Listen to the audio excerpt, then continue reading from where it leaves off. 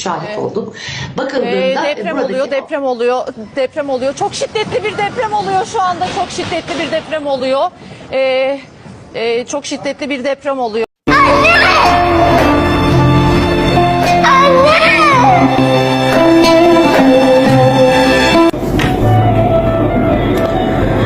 İlahi, dözmürəm bu ağır dərdə.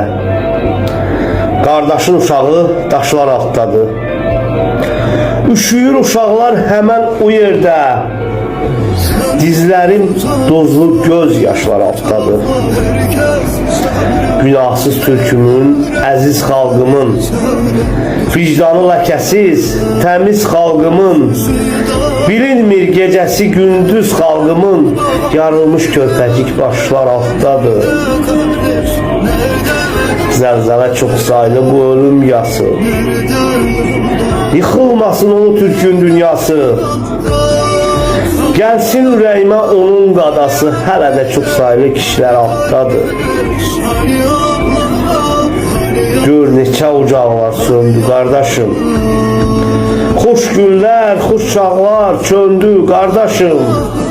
Artıq keçib 6 gündür qardaşım. Qız gəlin körpələr yaşlılar altdadır. Ey dünya gücləri, hara baxırsınız? Üşüyür körpələr, qara baxırsınız. Hamınız güclüyə, zora baxırsınız.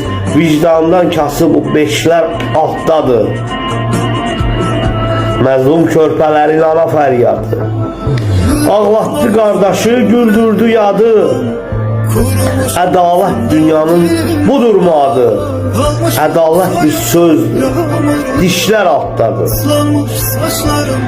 Türkün dünyasına ürəyim qurban, hüznünə, yasına ürəyim qurban, onun balasına ürəyim qurban. Hələ də çox saylı nəşlər altdadır.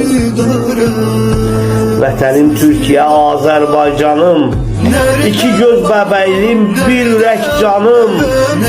Kamil olsun sənin canlı qurbanın. Dağıntılar çox, işlər altdadır. Dağıntılar çox, işlər altdadır.